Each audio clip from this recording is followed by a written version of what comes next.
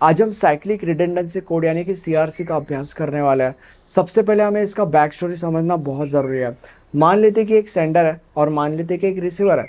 Sender को receiver को एक डेटा सेंड करना है और सेंडर रिसीवर को डेटा सेंड भी कर देता है।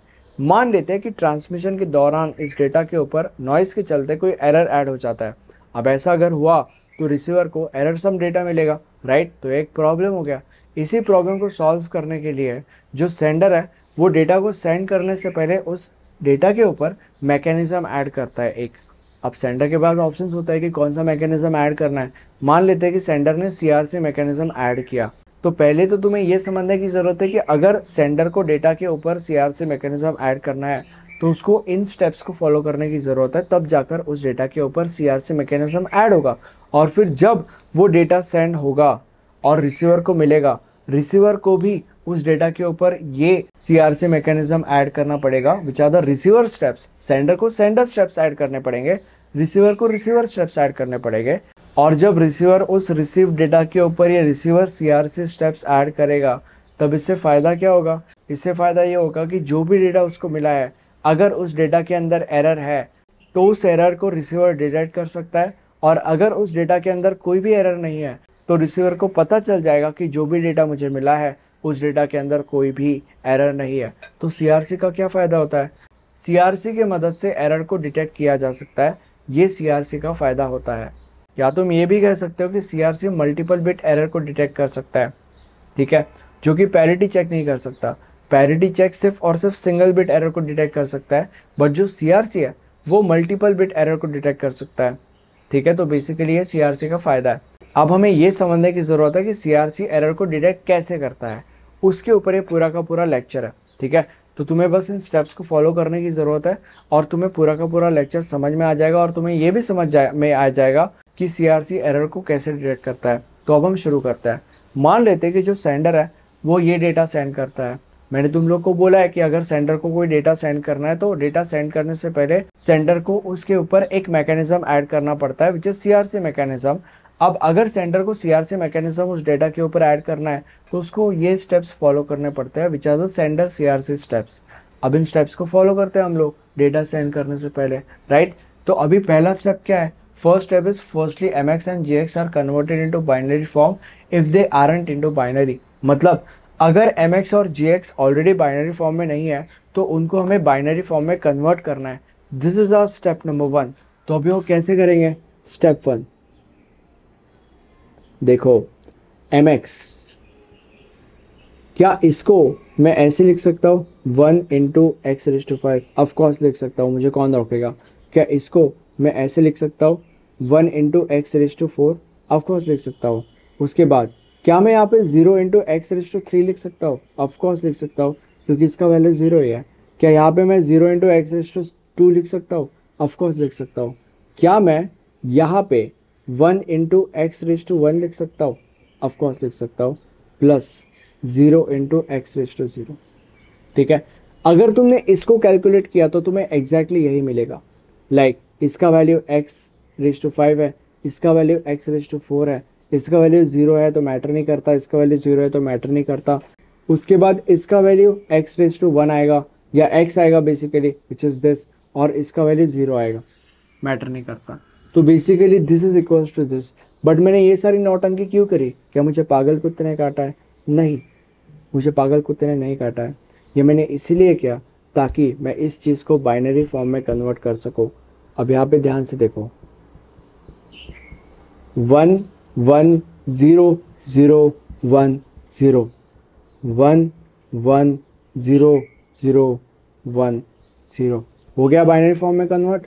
अब इसी तरीके से हम g ऑफ x को बाइनरी फॉर्म में कन्वर्ट करेंगे। क्या इसको मैं 1 इंटू एक्स क्यूब लिख सकता हूँ? ऑफकोर्स। क्या इसको मैं 1 इंटू एक्स स्क्वायर लिख सकता हूँ? ऑफकोर्स। क्या यहाँ पे मैं 0 इंटू एक्स रेज टू 1 लिख सकता हूँ? ऑफकोर्स लिख सकता हूँ, क्योंकि इसका वैल्यू 0 आएगा। और प्लस क्या यहाँ पे मैं 1 इंटू एक्स रेज टू 0 लिख सकता हूँ? ऑफकोर्स लिख सकता हूँ। अगर तुम इसको कैलकुलेट करोगे तो तुम्हें एग्जैक्टली यही मिलेगा। इसका वैल्यू एक्स क्यूब, इसका वैल्यू एक्स स्क्वायर, इसका वैल्यू 0 मैटर नहीं करता, और इसका वैल्यू 1। ओके, अब 1 1 0 1 1101 हो गया ये बाइनरी फॉर्म में कन्वर्ट। अब आगे क्या करना है, आगे देखो, assuming x is number of bits in gx minus 1, x number of zeros are added in mx, मतलब जो हमारा g of x है उसके अंदर कितने बिट्स है, 4 बिट्स है, तो 4 माइनस 1 करो दैट इज 3, तो उतने नंबर ऑफ जीरोस तुम्हें mx के अंदर ऐड करना है। तो mx, and by the way यहाँ पे स्टेप नंबर 2 लिखना, mx बिकम्स 1 1 0 0 1 0 और ऊपर से 3 बिट्स आएंगे। 3 बिट्स कहाँ से, 3 जीरोज आएंगे। 3 जीरोज कहाँ से आए, gx के नंबर ऑफ बिट्स 4 है तो 4 माइनस 1 3 होता है, तो बेसिकली 3 जीरोज हमें यहाँ पे एंड में ऐड करने पड़ते हैं। तो बेसिकली ये हमारा mx बन गया। अब स्टेप 3 में हमें क्या करना है, हमें बस इसको और इसको डिवाइड करना है। अब वो कैसे करेंगे देखो, by the way step number 3 में लिखा भी गया है। तो 1 1 0 0 1 0 0 0 0 this divided by 1 1 0 1, right. 1 1 1 0 1 XOR consider करके डिवाइड करना है, राइट। अगर तुम्हें एक्सॉर का ट्रूथ टेबल पता होगा तो सेम मतलब 0, डिफरेंट मतलब 1, तो सेम मतलब 0, सेम मतलब 0, सेम मतलब 0, डिफरेंट मतलब 1। ओके, अब ये 0 0 0 है तो कैंसिल करो। अब क्योंकि यहाँ पे 4 डिजिट्स है तो ऊपर से, और यहाँ पे 1 डिजिट ऑलरेडी है तो ऊपर से हमें और 3 डिजिट्स लगेंगे ताकि हम यहाँ पे 4 डिजिट्स कर सके। तो इसलिए हम इसको और इसको नीचे ला रहे हैं। 1 0 0 1 1 1 0 1 1 1 0 1 एक्सॉर करो, सेम मतलब 0, सेम मतलब 0, सेम मतलब 0, डिफरेंट मतलब 1। अब यहाँ पे क्योंकि 4 डिजिट्स है इसीलिए हमें यहाँ पे 4 डिजिट्स चाहिए, बट ऊपर तो 2 ही डिजिट्स है इसलिए हम उनको नीचे लाएंगे। और क्योंकि 4 डिजिट्स नहीं कंप्लीट हो पा रहे हैं इसलिए हम यहाँ पे हमारा जो कैलकुलेशन है वो रुका देंगे, और जो हमें रिमाइंडर मिलेगा that is going to be 1 0 0, ये हमारा रिमाइंडर है। अब स्टेप नंबर 4 समझने से पहले तुम्हें स्टेप नंबर 3 ध्यान से देखने की ज़रूरत है। और स्टेप नंबर 3 आखिरी में क्या करता है देखो, considering XOR division is performed and then CRC is equal to x number of bits in the reminder. मतलब ये जो रिमाइंडर तुम्हें मिला है ये CRC है, ठीक है। अब स्टेप नंबर 4 में CRC shall be added in MX and send to the receiver. ये जो CRC है ये हमें MX में ऐड करना है और रिसीवर को सेंड कर देना है। What is MX? MX is 1 1 0 0 1 0, तो MX इज 1 1 0 0 1 0, ऐड करो 1 0 0, CRC को ऐड कर दिया। अब ये जो है ये रिसीवर को जाएगा, ठीक है। तो बेसिकली ये CRC का सेंडिंग मैकेनिज्म है। तो अभी 5 मिनट पहले मैंने तुम लोग को बोला था कि ट्रांसमिशन के दौरान 2 चीज़ें हो सकती है। पहली चीज़, या तो जो डेटा ट्रांसफ़र हुआ है उस डेटा के अंदर कोई भी एरर नहीं आएगा, डेटा वैसा का वैसा रिसीवर की तरफ पहुंच जाएगा, या दूसरी चीज़ उस डेटा के अंदर एरर आ सकता है, ठीक है। तो अभी मैंने तुम लोग को क्या बोला था, मैंने तुम लोग को बोला था कि ये डेटा फाइनली सेंडर सेंड करेगा, ठीक है। तो अभी मान लेते हैं, पहले सिचुएशन में मान लेते हैं कि जो डेटा सेंड हुआ है उस डेटा के अंदर कोई भी एरर नहीं है, जो सेंडर ने सेंड किया वही रिसीवर को मिला, दैट इज 1 1 0 0 1 0 1 0 0 1 1 0 0 1 0 1 0 0, ठीक है। जो सेंडर ने सेंड किया वही रिसीवर को मिला, मान लेते हैं अगर ऐसा है। तो अभी रिसीवर को कैसे पता चलेगा कि जो मुझे मिला है उसके अंदर एरर नहीं है? तो उसके लिए रिसीवर को ये स्टेप्स फॉलो करने की जरूरत है।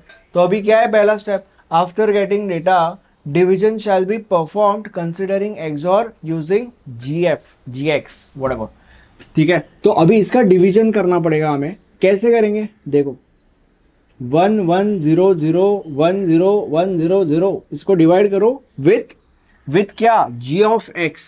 What the hell is g of x? g of x is 1 1 0 1, ठीक है। तो इसको 1 1 0 1 के साथ डिवाइड करो, 1 1 1 0 1 जा 1 1 0 1, एक्सॉर परफॉर्म करना है, एक्सॉर को कंसिडर करके डिवीजन करना है।